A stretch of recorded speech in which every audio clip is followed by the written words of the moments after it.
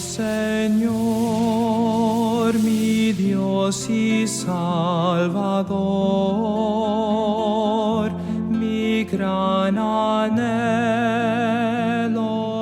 es servir. Dios les bendiga, hermanos. Les habla su hermano y amigo José Plasencia del canal La Fe de la Iglesia, continuando con nuestro estudio bíblico a través del libro de los Salmos, verso por verso.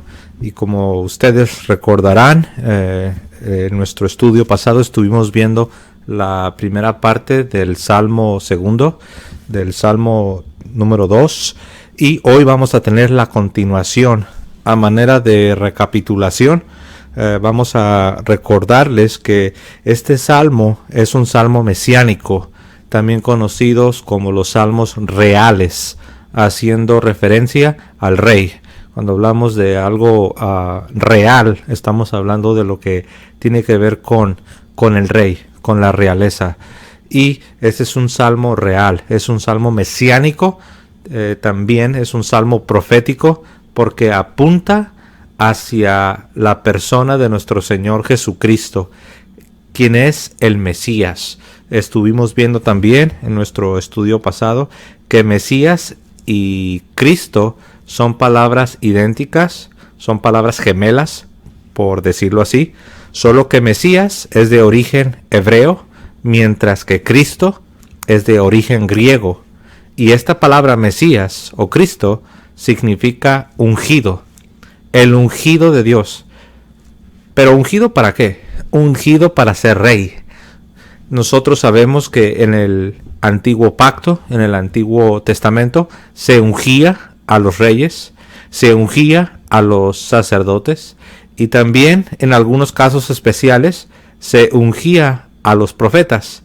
Ahora Cristo Jesús es el Cristo, es el Mesías, es el ungido de Dios para llevar a cabo los tres oficios: el de rey, el de sacerdote, nuestro sumo sacerdote, y el de profeta. Sobre todo el profeta por excelencia. Los judíos sabían, porque Moisés les había revelado, que así como Dios lo levantó a él, como Dios levantó a Moisés, Moisés les dijo que en el futuro Dios levantaría a otro gran profeta a la manera de Moisés, haciendo referencia al Mesías, al Cristo, que es nuestro Señor Jesús.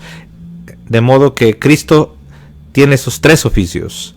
Él es rey, Él es nuestro sumo sacerdote y Él es el profeta por excelencia. Muy bien. Y estuvimos viendo en nuestro estudio pasado cómo este salmo describe la conspiración, la confabulación de los líderes del pueblo judío en contra del escogido de Dios, en contra del ungido de Dios, del Mesías, del Cristo de Dios. Ahora, también estuvimos viendo, mis amados hermanos, que el Salmo 2 está íntimamente conectado con el Salmo 1. De hecho, esos dos salmos forman la introducción a todo el libro de los Salmos. Salmo 1, Salmo 1 y el Salmo 2, juntos, como una unidad, serían la introducción para el resto del libro de los Salmos. Y como vimos también en el Salmo 1, se nos habla de la bienaventuranza de aquellos que se apartan del pecado, de aquellos que meditan en la palabra de Dios, de aquellos que buscan la santidad mediante un deleite y un meditar en la palabra de Dios, mediante un apartarse del pecado y una búsqueda continua de la santidad. Y vimos también que hay otro grupo de personas que son los que hacen exactamente lo contrario. No se deleitan en la palabra de Dios, no tienen placer en la palabra de Dios, no apetecen la palabra de Dios, no tienen hambre, no tienen sed, no tienen un apetito por la palabra de Dios. Bueno, pues lo que va a separar un grupo del otro grupo es precisamente la actitud que el ser humano, la actitud que el hombre va a tener hacia la persona de Jesucristo. Y lo vemos nosotros ya en el Salmo 2. En el Salmo 2 vemos nosotros a un grupo de personas que no quieren saber nada del Mesías, no quieren saber nada del Cristo, del ungido de Dios, es decir, de Jesucristo nuestro Señor. Y por eso les decía también en el estudio pasado que donde termina el Salmo 1 hablando de los malos que perecen, es exactamente donde se retoma el Salmo 2, donde habla de, como lo dice el primer versículo, y lo voy a leer de manera textual. El primer verso del Salmo 2 dice: ¿por qué se amotinan las naciones y los pueblos planean un fracaso? Planean algo que está destinado al fracaso. Y es una clara referencia a los líderes del pueblo judío que tramaban y conspiraban en contra de Jesús. Buscaban la ocasión de prenderle con engaño para matarle. Pero el Señor dice: ¿por qué hacen tal cosa? ¿Por qué? Es como si alguien te dice: ¿por qué estás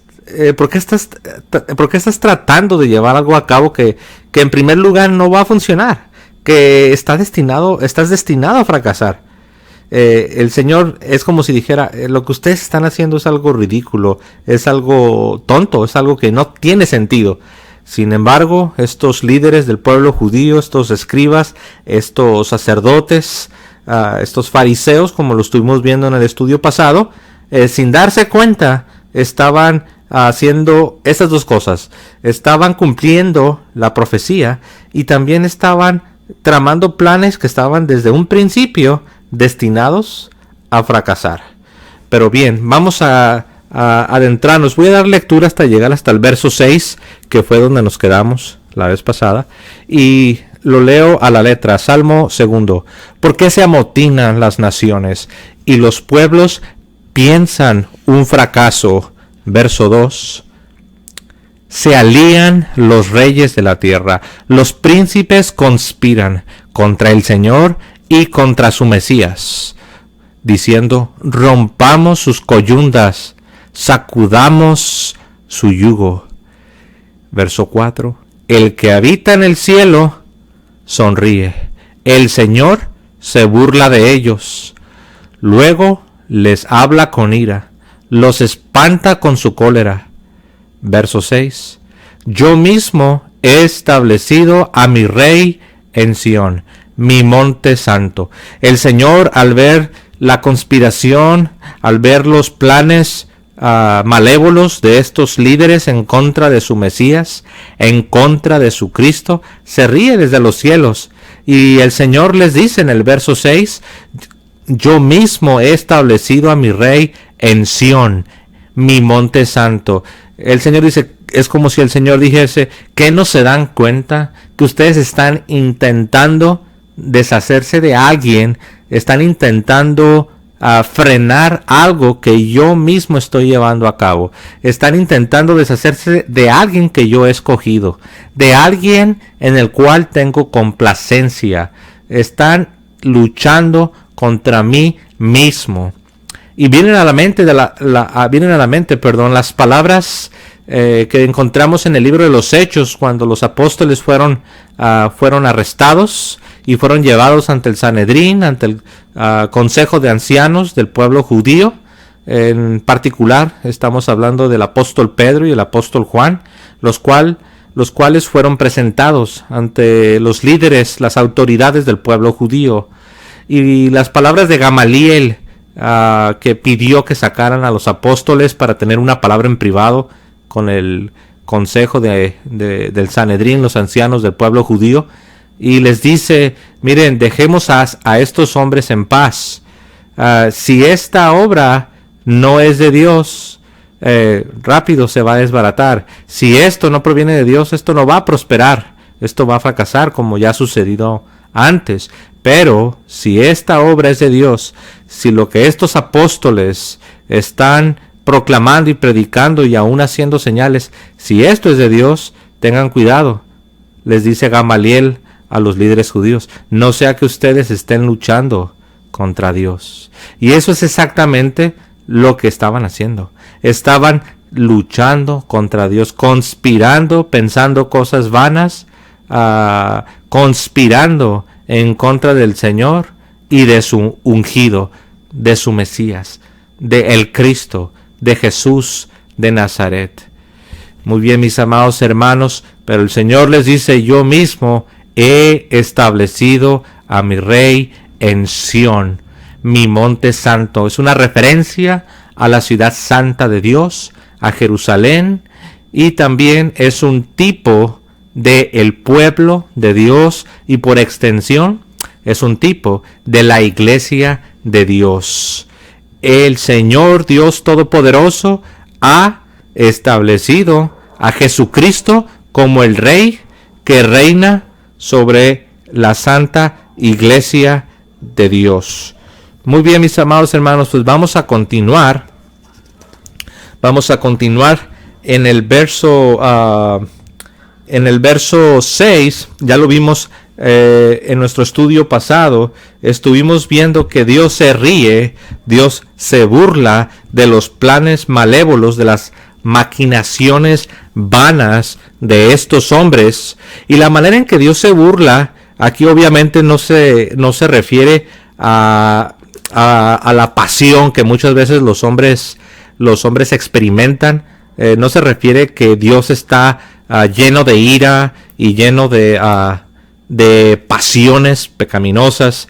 No, sino que la manera en que Dios se burla y la manera en que Dios se ríe de las maquinaciones destinadas al fracaso de estos líderes, de estos sacerdotes, de estos escribas que estaban conspirando en contra de nuestro Señor Jesucristo.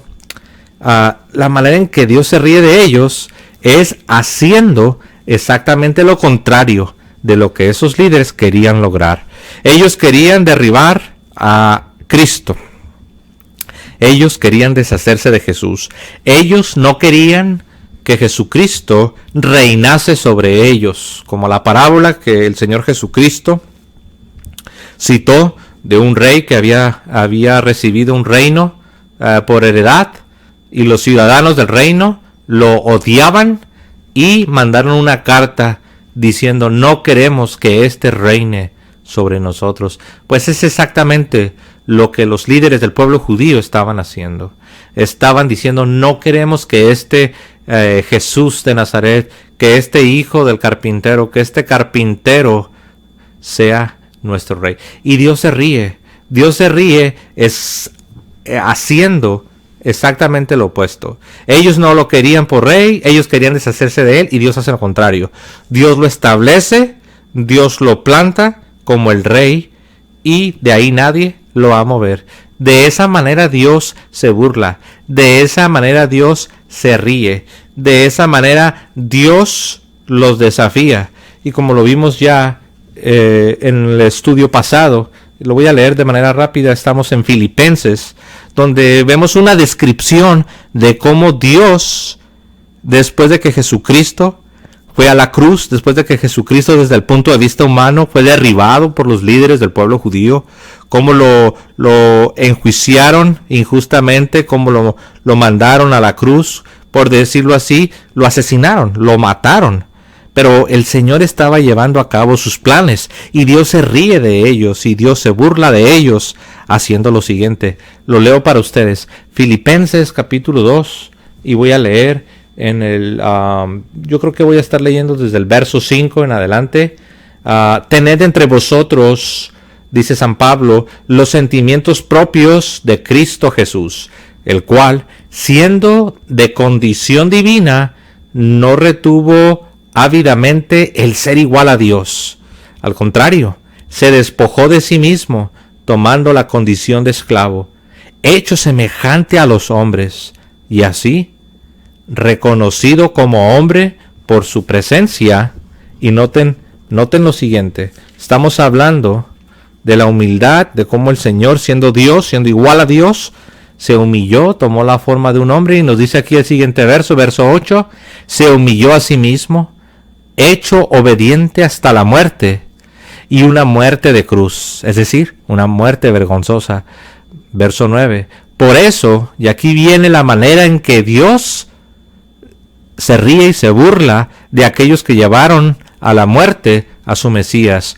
Verso 9. Por eso Dios lo exaltó sobre todo y le concedió el nombre que está sobre todo nombre, de modo que al nombre de Jesús toda rodilla se doble, en el cielo, en la tierra y debajo de la tierra, y toda lengua proclame que Jesucristo es Señor, para la gloria de Dios Padre. Los líderes judíos, los sacerdotes, los escribas maquinaban, conspiraban, odiaban a Jesucristo.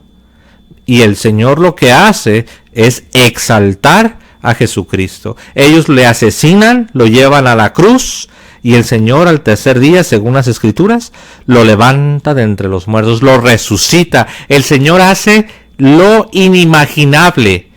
Nosotros, si ustedes pueden traer a sus mentes alguna película, alguna historia, alguna novela, alguna obra de teatro donde ustedes ven que los malos le tienden una trampa al bueno, al héroe, y lo asesinan, se deshacen de él. Y ahí acaba la historia, porque la muerte termina con todo. No así en el Evangelio, porque la muerte no ha sido el final. Al tercer día sucedió el milagro de milagros, algo extraordinario, algo glorioso. Jesús, estando muerto, realmente muerto, 3 días ya de muerto, al tercer día Jesús vuelve a la vida. Jesús es resucitado. Jesús se levanta de entre los muertos. Y en ese levantarse, en ese resucitar del Señor, el Señor desde los cielos, el que mora en los cielos, el que reina en los cielos, se ríe y se burla de aquellos que odiaron y conspiraron contra su ungido, contra su Mesías, contra el Cristo, contra Jesús. Mis amados hermanos, esto nos debe enseñar y esto nos debe recordar cómo Dios está en control, cómo a pesar de que las circunstancias puedan ser adversas, a pesar de que todo parezca estar fracasando, a pesar de que parece que ya no hay esperanza, porque seguramente así se sintieron los apóstoles. Traten de ponerse en los zapatos de los apóstoles por un momento. Ellos habían dejado todo para seguir a Jesús.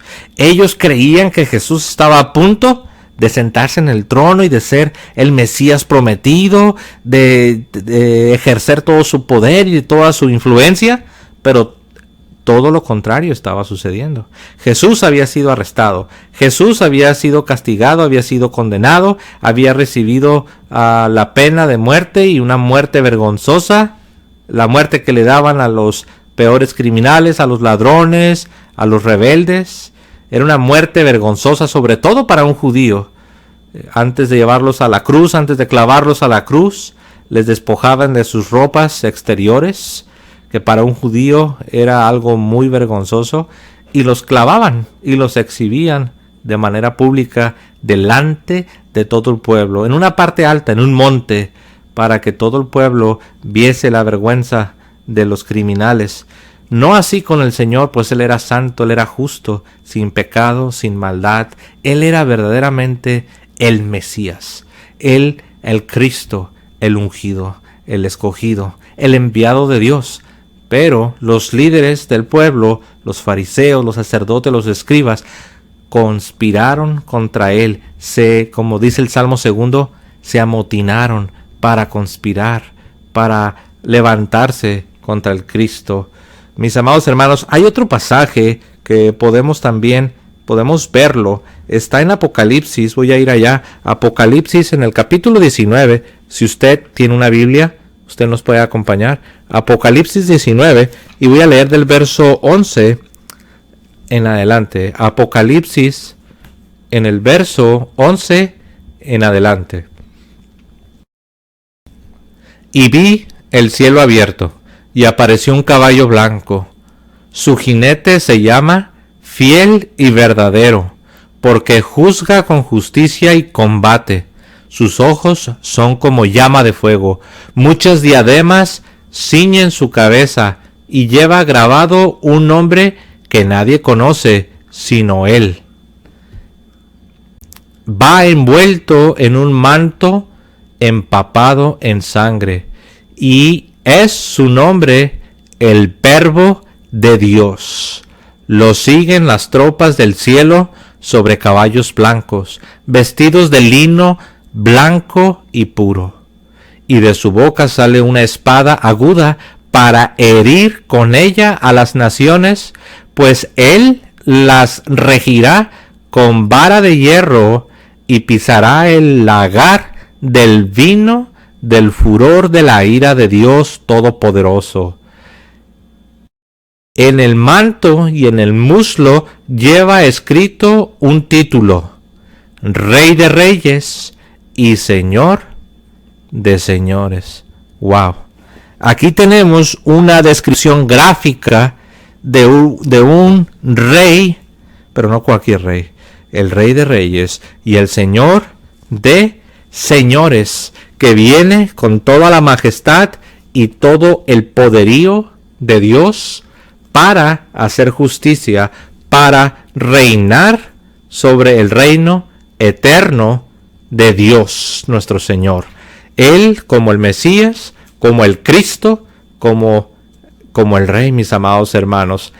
Ellos, los líderes del pueblo judío, se juntaron, se amotinaron para conspirar, para pensar cosas vanas, para escarnecer, para perseguir, para odiar.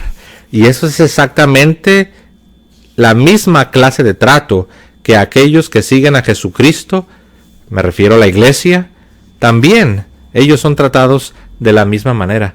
Son odiados, son menospreciados, son perseguidos. Si verdaderamente estamos nosotros siguiendo las huellas de los pasos del Señor Jesucristo, como dijo él, si a mí me han odiado, a ustedes también los van a odiar.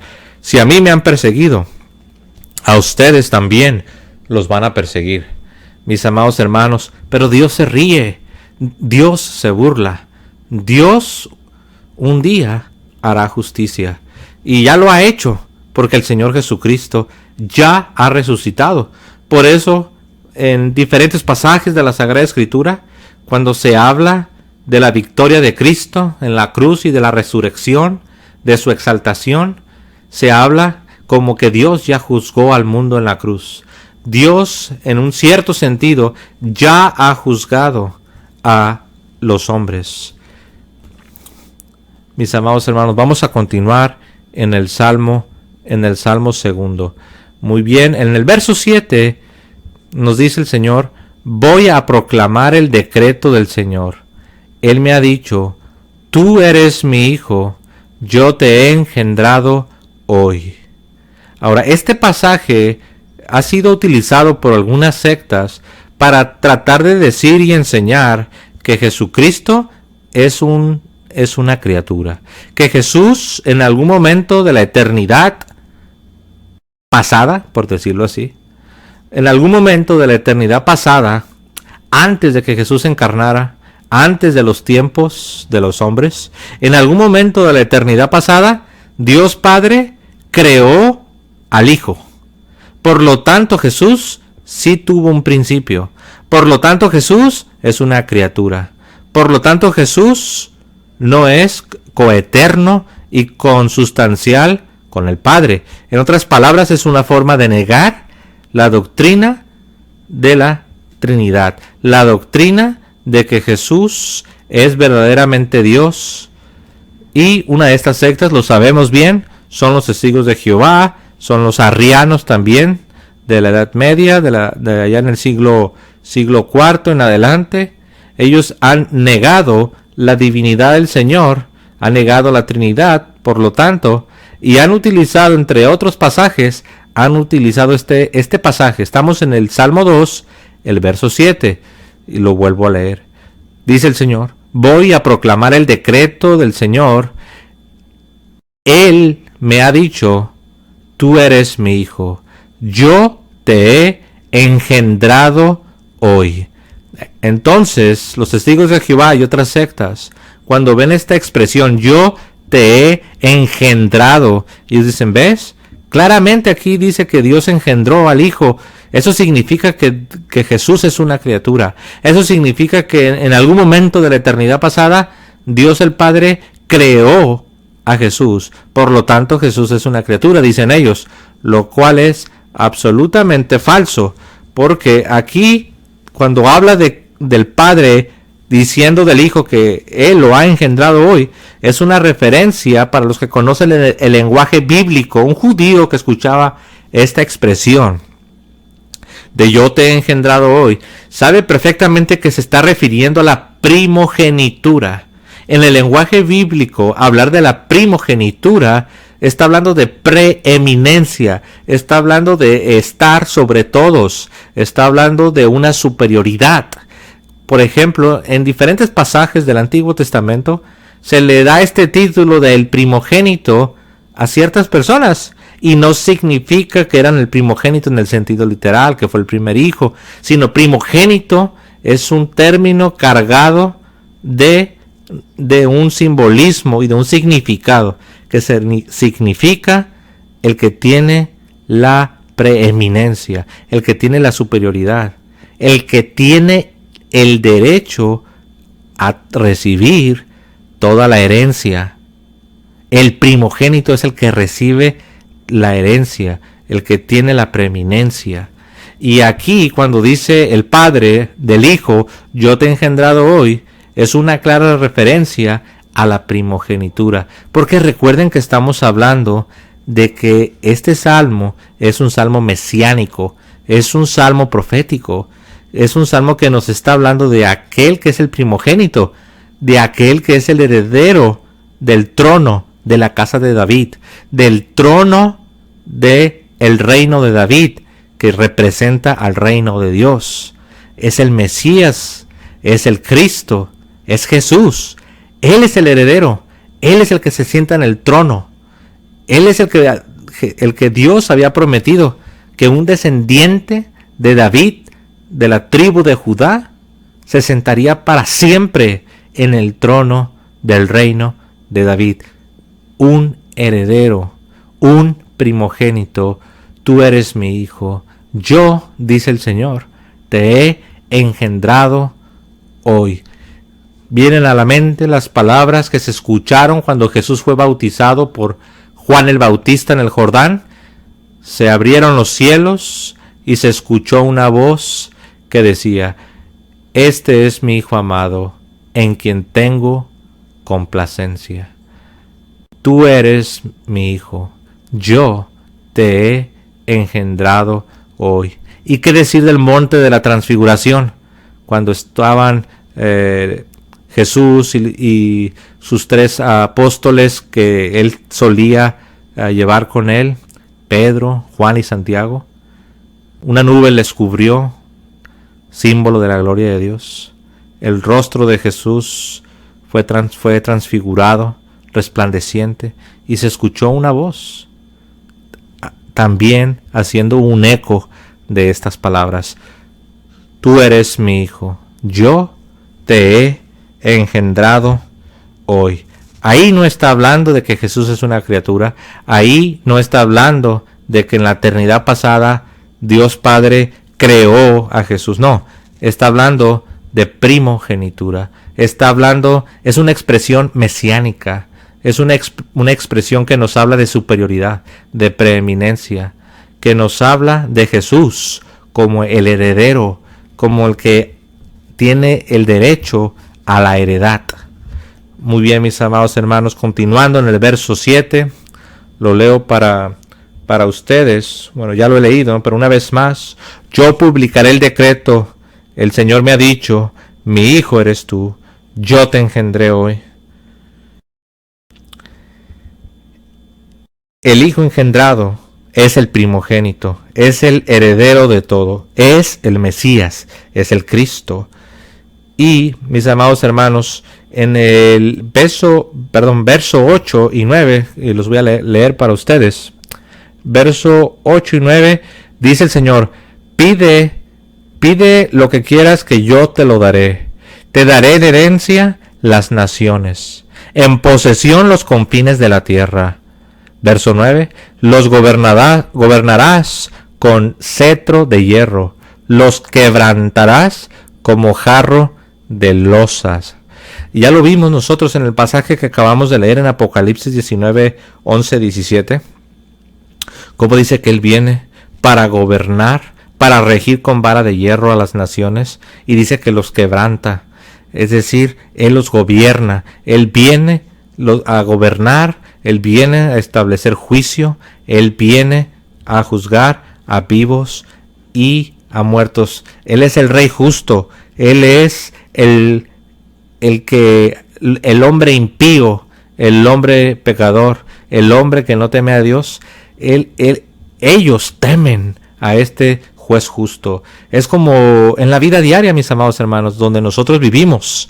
Los malos, cuando ellos se encuentran con el juez, con el hombre justo, con el hombre que tiene la autoridad, con la ley, ellos temen, porque saben que son culpables, saben que hay culpabilidad y el juez un día los va a juzgar. Pues ese es el Señor Jesucristo. Miren, vamos a ver también hablando de Apocalipsis. En Apocalipsis 1 vamos a ver de hecho varios pasajes en Apocalipsis hablando del Señor como el Rey, como el juez justo, como el que va a juzgar. Vamos a ver, miren, en Apocalipsis 1 voy a leer el verso 5 para todos ustedes. Y como les he dicho, vamos a leer varios pasajes del Apocalipsis, pero vamos a estar ahorita en el 1, en el verso 5, y lo leo para ustedes. Y de parte de Jesucristo, el testigo fiel, el primogénito, noten la expresión primogénito, el primogénito de entre los muertos, es decir, el primero en tener parte en la resurrección. El Señor Jesucristo ya ha resucitado. Él ha resucitado para no morir jamás. Él es el primero, Él es el primogénito de los muertos, el primero de la resurrección. Sabemos que Lázaro fue resucitado por Jesús, pero Lázaro eventualmente él volvió a morir. El primero de la resurrección no ha sido Lázaro, el primero de la resurrección es Cristo. Él ha resucitado para ya no ver muerte.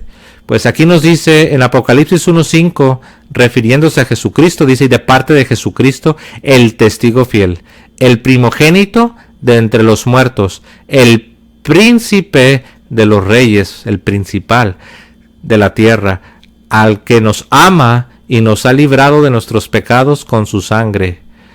Muy bien, dice, y nos ha hecho un reino de sacerdotes para Dios su Padre. A Él la gloria y el poder por los siglos de los siglos. Ahora, en el capítulo 7 del Apocalipsis, 7, voy a leer en el verso 11, encontramos las siguientes palabras. Estamos hablando de este rey que el Señor Dios Padre ha establecido, el cual juzgará a los impíos. Estamos en Apocalipsis 7, verso 11 en adelante. Y todos los ángeles que estaban de pie alrededor del trono y de los ancianos, de los 4 vivientes, cayeron rostro a tierra ante el trono y adoraron a Dios, diciendo: Amén. La alabanza y la gloria, la sabiduría y la acción de gracias, el honor y el poder y la fuerza son de nuestro Dios, por los siglos de los siglos. Amén. Y voy a continuar leyendo en el verso 13. Y uno de los ancianos me dijo: estos que están vestidos con vestiduras blancas. Y luego pregunta: ¿quiénes son y de dónde han venido? Yo le respondí: Señor mío, tú lo sabes. Él me respondió: estos son los que vinieron de la gran tribulación, los que han lavado y blanqueado sus vestiduras en la sangre del Cordero. Por eso están ante el trono de Dios, dándole culto día y noche en su templo. El que se sienta en el trono acampará entre ellos. El que se sienta en el trono, una referencia al Mesías, una referencia al Cristo, una referencia al Rey que Dios ha establecido en el monte de Sión, sobre su pueblo, sobre la iglesia por extensión. Ahora, vean Apocalipsis 19. En Apocalipsis 19, en el verso 5, lo voy a leer para todos ustedes. Y dice así: y salió una voz del trono que decía: alabad a nuestro Dios, sus siervos, los que le teméis, pequeños y grandes. Y oí como el rumor de una muchedumbre inmensa, como el furor de muchas aguas y como el fragor de fuertes truenos, que decían: aleluya, porque el Señor nuestro Dios es dueño de todo. Alegrémonos y gocémonos y démosle gracias. Llegó la boda del Cordero, y a su esposa se le ha embellecido, y se le ha concedido vestirse de lino resplandeciente y puro. El lino son las buenas obras de los santos. Y me dijo: escribe, bienaventurados. ¿Recuerdan el Salmo 1? ¿Cómo habla de la bienaventuranza? Pues aquí otra vez: bienaventurados los invitados al banquete de las bodas del Cordero.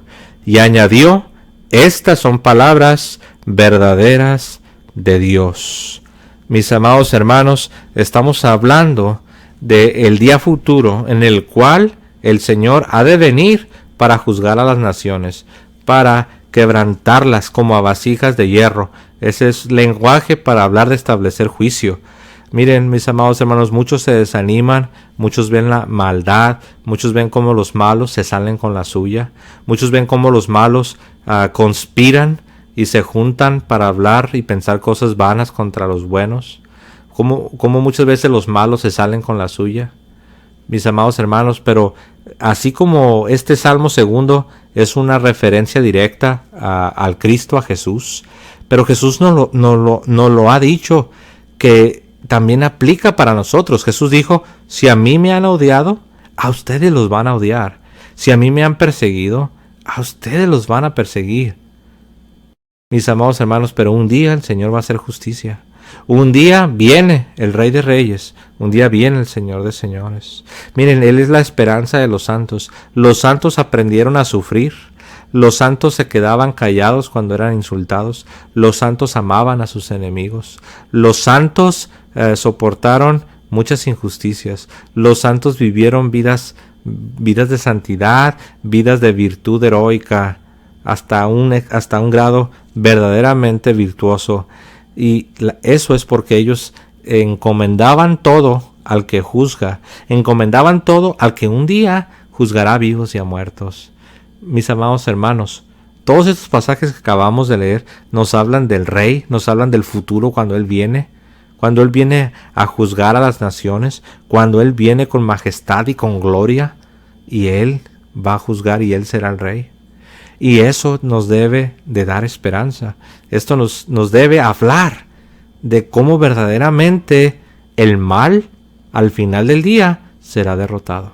El pecado, la maldad, la injusticia, al final del día, en aquel día, cuando el Señor vuelva, en el día del Señor, en el día terrible y temible del Señor, en aquel día, mis amados hermanos, se hará justicia, y entonces de manera plena y consumada, el Rey, el Mesías, el ungido, el Cristo, Jesús, Rey de Reyes y Señor de Señores, gobernará sobre todos aquellos que le amaron y le esperaron y fueron fieles y fieles hasta la muerte. Mis amados hermanos, vamos a continuar. Estamos en el Salmo 2. Ya estamos llegando a la recta final. Estamos en el Salmo 2 y vamos a leer los últimos versos de este Salmo 2. Vamos a leer del verso 10 en adelante. Ok. Salmo 2, verso 10, lo voy a leer. Y dice así: ahora, reyes, sean sensatos, escarmentad los que reinan sobre la tierra, servid al Señor con temor, rendidle homenaje temblando, aprended la enseñanza, no sea que se irrite el Señor y vayáis a la ruina. Porque se inflama de pronto su ira. Bienaventurados todos los que se refugian en él. Dios llama a las naciones y a los reyes de estas naciones al arrepentimiento. Por ejemplo, San Pablo, vienen a la mente las palabras de San Pablo en Hechos 9, en el verso 15, encontramos a San Pablo con las siguientes palabras, hablando de el Señor, diciéndole a los reyes, diciéndole a las naciones que tiemblen, que recapaciten, que se den cuenta, que en lugar de conspirar y odiar y perseguir a Cristo, porque quien persigue a los cristianos, quien persigue a la iglesia, quien odia al cristiano, quien odia a la iglesia, quien piensa cosas vanas contra los cristianos, lo está haciendo contra Cristo mismo. ¿Se acuerdan de las palabras de Jesús hacia Saulo de Tarso? Es decir, San Pablo. Saulo, Saulo, ¿por qué me persigues? Saulo no estaba persiguiendo directamente a Cristo, no estaba persiguiendo directamente a Dios, pero sí estaba persiguiendo a la iglesia, a los cristianos, y lo hacía con esta autoridad que venía de los gobernantes, porque recuerden que Saulo de Tarso, había conseguido cartas, había conseguido órdenes judiciales que venían de los líderes, que venían de los gobernantes, para perseguir, para conspirar contra los cristianos. Y vean aquí, ya tenemos a un Saulo de Tarso ya convertido al servicio de Dios, y ahora es él el que nos dice las siguientes palabras. Estamos en Hechos capítulo 9 y en el verso 15 nos dice San Pablo las siguientes palabras. El Señor, permítame un momento. Ok, aquí está. El Señor le dijo: anda, ve, que este hombre, es decir, Saulo, es un instrumento que yo he escogido. Lo he escogido para llevar mi nombre a los pueblos y a los reyes y a los hijos de Israel. Ahora, aquí nos está diciendo, Dios está hablando con Ananías, y Dios le pide a Ananías que vaya y le imponga las manos a este Saulo, que había sido un perseguidor, que había sido alguien que odiaba y perseguía a los cristianos. Y Ananías dice: no, Señor, este hombre es malo. Pero Dios le dice: hazme caso, ve y haz lo que te digo, porque yo he escogido a este Saulo de Tarso para que él me sea testigo en las naciones y ante los reyes de las naciones, para que él vaya y les predique el arrepentimiento. Él es mi instrumento para advertir y para llamar a los reyes y a las naciones al arrepentimiento. Ahora, vamos a ver aquí mismo en el libro de los Hechos, en el capítulo 17. En el capítulo 17 voy a leer para ustedes. Tenemos ahora sí a San Pablo haciendo lo que Dios le pidió que hiciera. Dios lo escogió para ser testigo a todas las naciones, para ser testigo ante reyes, para llamarlos al arrepentimiento, para, como dice el Salmo 2, para hacerlos recapacitar, para que sean sensatos, para que dejen de ser necios. Y ven aquí las palabras del apóstol San Pablo. Hechos 17, en el verso, voy a leer del verso 30, voy a leer el 30 y el 31, encontramos estas palabras.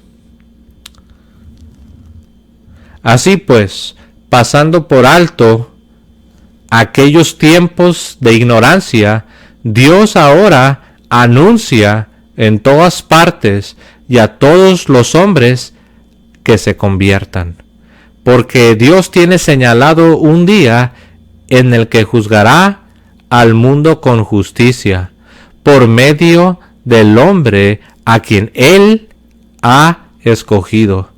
y ha dado a todos la garantía de esto, resucitándolo de entre los muertos. Pablo les dice, Dios ha escogido un día en el que Él va a juzgar a todo el mundo, por medio de aquel que Él ha elegido, por medio de aquel hombre que Él ha escogido. Y Dios ha dado garantía de que esto va a suceder, y la garantía de que esto va a suceder es que este hombre escogido, el Mesías, el ungido, el Cristo, Jesús, fue resucitado de entre los muertos. La garantía de que todo eso es real, de que un día el Señor va a establecer justicia y va a establecer un reino eterno, es que Jesús ya ha resucitado de los muertos. Jesús venció a la muerte, Jesús venció al pecado. Jesús, al levantarse de los muertos, está venciendo al último de los enemigos del hombre, la muerte.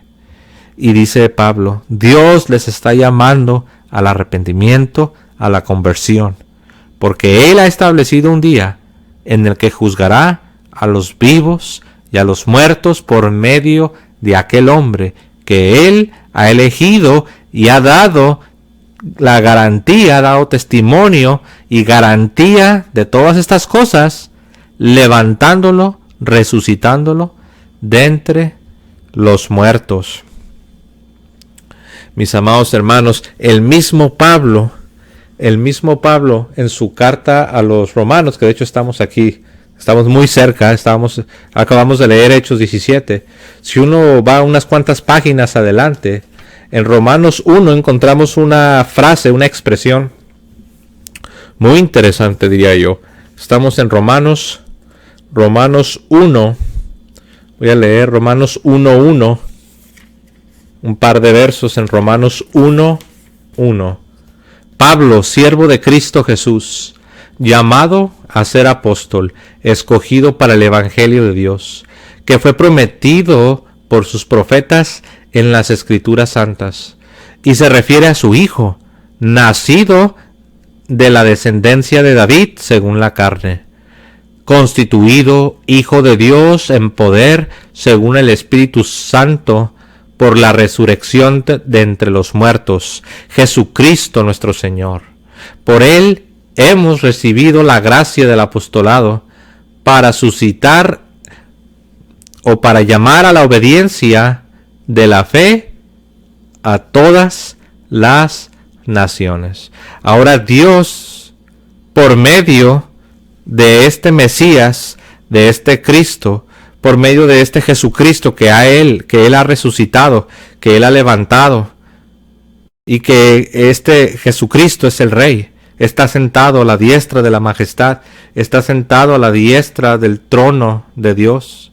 Él está sentado como Rey. Jesucristo ya reina, Jesucristo ya es Rey, pero aún todavía no es la consumación. Aún ahora Dios está dando la oportunidad y está llamando al arrepentimiento a todos. Por eso Pablo dice, Dios me ha escogido y Dios me ha enviado a ustedes. Dios me ha enviado para que a todas las naciones se les predique el arrepentimiento y se les predique la conversión, y para que obedezcan a la fe. Esto es algo de dimensiones universales. Eso es algo de dimensiones mundiales. Y eso es exactamente lo que los predicadores del Evangelio a través de los siglos han hecho. Si uno lee la historia de la iglesia y su predicación, su proclamación, uno va a encontrar esto. Cómo los testigos, cómo los predicadores llegaban y predicaban y se presentaban aún ante los reyes. Y tenemos muchas historias de reyes convirtiéndose de los ídolos a Cristo, de pueblos enteros, aún naciones, recibiendo el Evangelio de nuestro Señor Jesucristo, porque Dios ha establecido un día en el que ha de juzgar a vivos y a muertos por medio de aquel hombre que Él ha escogido y ha dado testimonio y garantía, resucitándolo de entre los muertos. El Señor está llamando a los hombres al arrepentimiento. El Señor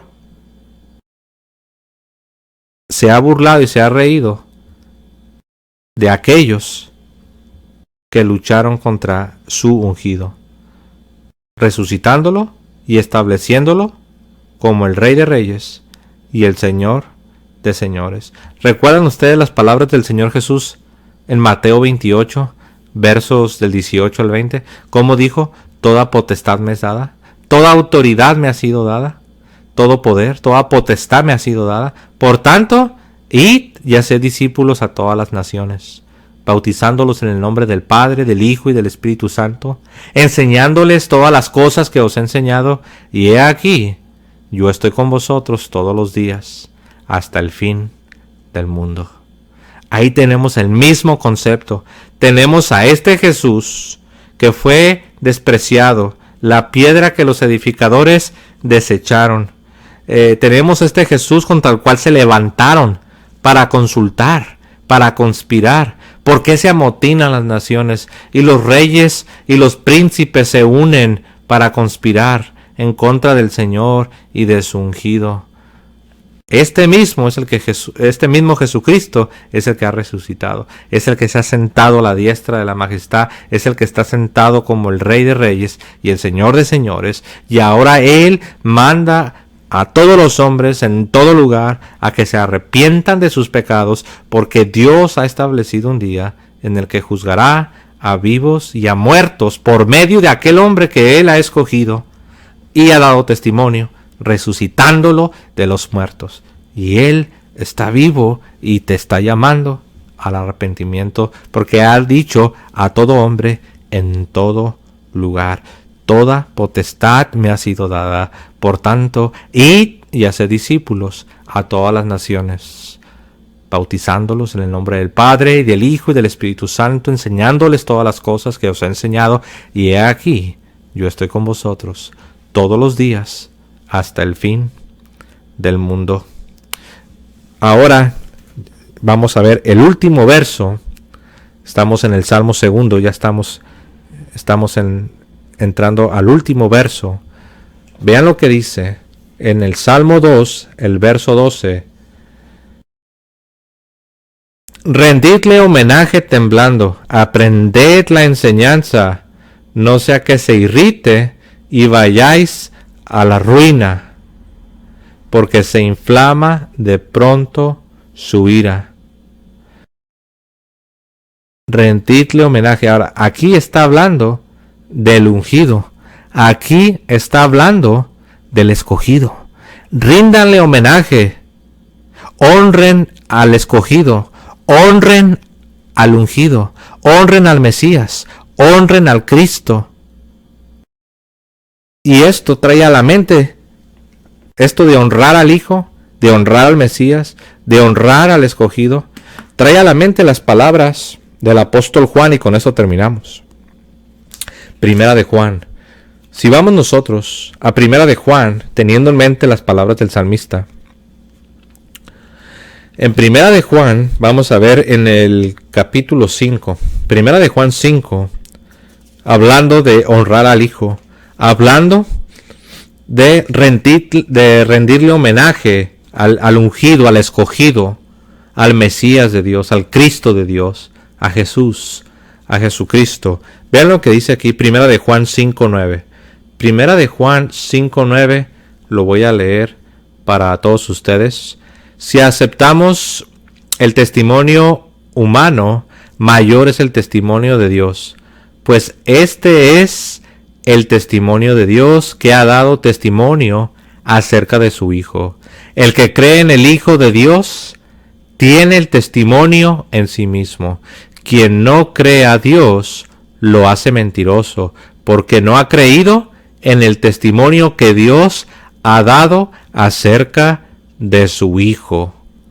Mis amados hermanos, el verso que sigue todavía lo aclara. Y este es el testimonio: Dios nos ha dado vida eterna, y esta vida está en su Hijo. Quien tiene al Hijo, tiene la vida. Quien no tiene al Hijo de Dios, no tiene la vida. El salmista dice: honren al Hijo, rindan homenaje al Hijo, al escogido, al ungido, al Mesías, a Jesucristo, al que se ha levantado de entre los muertos, el primogénito de los muertos, el primero de la resurrección. El Señor ha dicho: tú eres mi hijo, yo te he engendrado hoy. Yo lo decreto, yo lo declaro. Y la voz del cielo que se escuchó al Jesús ser bautizado: este es mi Hijo amado en quien tengo complacencia. Jesús es el Mesías. Jesús fue odiado, menospreciado. Se amotinaron para conspirar contra él, como lo vimos en nuestro estudio anterior. Como los fariseos, los sacerdotes, los líderes del pueblo judío conspiraron y maquinaban planes en contra de él. Y Dios desde los cielos, como dice el Salmo 2, Dios se rió desde los cielos y se burló, haciendo exactamente todo lo contrario de lo que ellos estaban planeando. Ellos planeaban matarlo y deshacerse de este Jesús. Y Dios lo resucita de entre los muertos, y Dios lo exalta, dándole un nombre que es sobre todo nombre, para que al nombre de Jesús se doble toda rodilla y toda lengua confiese que Jesús es el Señor, para la gloria de Dios Padre. Ahí mismo donde están, en Primera de Juan 2, encontramos las siguientes palabras. Primera de Juan 2, 23. Primera de Juan 2, 23, lo leo para todos ustedes. Todo el que niega al Hijo tampoco posee al Padre. Quien confiesa al Hijo posee también al Padre. Recientemente hablé con una persona que decía poseer al Padre, que decía confesar al Padre. Pero cuando le pregunté por el Hijo, lo rechazó, lo negó y no lo reconoció como el único Dios verdadero, como el Rey de Reyes y Señor de Señores. No le reconoció como lo que verdaderamente es, Dios Hijo. Mis amados hermanos, el que no tiene al Hijo, no tiene al Padre. El que tiene al Hijo, tiene al Padre.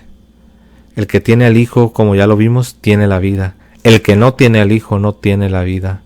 El salmista dice: honren al Hijo, rindan homenaje al Hijo, recapaciten, sean sensatos. El Señor lo ha puesto como Rey sobre su monte santo, sobre el monte de Sión, sobre su pueblo, sobre la iglesia.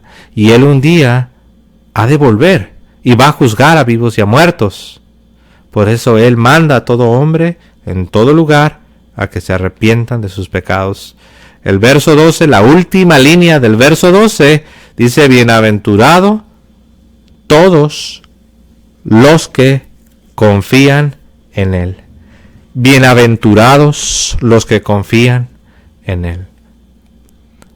¿Has confiado en Él? ¿Verdaderamente? ¿Verdaderamente puedes decir lo que el Salmo 1 nos decía? ¿Verdaderamente puedes decir que te estás apartando del pecado? Bienaventurado el hombre que no anduvo en consejo de malos, ni en camino de pecadores se detiene, ni en la silla de los escarnecedores se sienta, sino que en la ley del Señor medita de día y de noche, y en ella se deleita. Este Salmo 2 termina como empezó el Salmo primero. El Salmo 1, el Salmo primero empezó hablando de esta bienaventuranza, de esta felicidad, de esta dicha que viene de apartarse del pecado y entregarse a Dios. Pues este Salmo segundo termina de la manera que el Salmo primero empezó. Bienaventurados todos los que confían en Él. El que tiene al Hijo tiene la vida. El que no tiene al Hijo no tiene la vida. Mis amados hermanos y todos los que nos escuchan, esto es una invitación a entregar tu vida al Hijo. Esta es una invitación a la conversión, al arrepentimiento. Recuerda las palabras de San Pablo: porque Dios manda a todos los hombres en todo lugar a que se arrepientan de sus pecados, porque Dios ha establecido un día en el que juzgará a vivos y a muertos por medio de aquel varón que Él ha escogido, el Mesías, el Cristo, el ungido, Jesús, el Rey de Reyes y Señor de Señores, y Dios ha dado testimonio y garantía resucitándolo de los muertos. Y un día todos estaremos delante de Él para dar cuentas por todo lo que hemos hecho mientras estuvimos en el cuerpo, sea bueno o sea malo. Mis amados hermanos, gracias por su tiempo, que tengan un hermoso día y que el Señor los bendiga a todos. Es servir a ti, oh Salvador, tanto yo quiero amarte y en tus pasos